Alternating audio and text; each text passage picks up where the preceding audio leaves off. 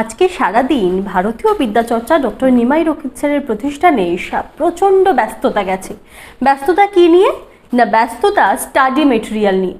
প্রচুর ছাত্রছাত্রীর কথা যে স্টাডি মেটেরিয়াল কিভাবে পাবো, কবে পাবো। এবার বলি, ভারতীয় বিদ্যাচর্চার স্টাডি মেটেরিয়াল, বিশেষত বাংলা বিষয়ের কথা আমি বলছি, সেই স্টাডি মেটেরিয়ালের কেন এত ডিমান্ড, কেন এত ছাত্রছাত্রীরা বারবার ফোন করে বলছেন বাংলা স্টাডি মেটেরিয়াল নিতে চাই।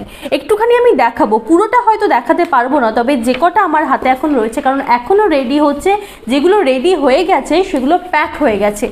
তো সেক্ষেত্রে আমি একেবারেই যে স্টাডি মেটেরিয়ালগুলো থেকে শুরু করব সেটা হচ্ছে বাংলা সাহিত্যের আধুনিক যুগ। দেখতেই পাচ্ছেন প্রত্যেকটি টপিক আলাদা আলাদা করে স্টাডি মেটেরিয়াল তৈরি করে দেওয়া হয়েছে, এবং শুধুমাত্র আধুনিক যুগের স্টাডি মেটেরিয়ালের পেজ হচ্ছে 168 পাতা, অর্থাৎ 168 পাতার স্টাডি মেটেরিয়াল শুধুমাত্র আধুনিক যুগের ওপরে।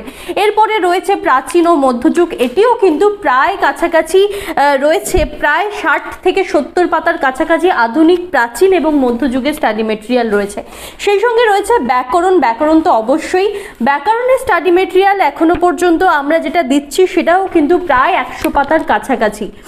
এই কারণেই কিন্তু, এবং প্রত্যেকটি টপিকের ক্ষেত্রে প্রত্যেকটি বিষয় ধরে ধরে প্রত্যেকটি বিষয়কে কনসেপ্ট ক্লিয়ার করার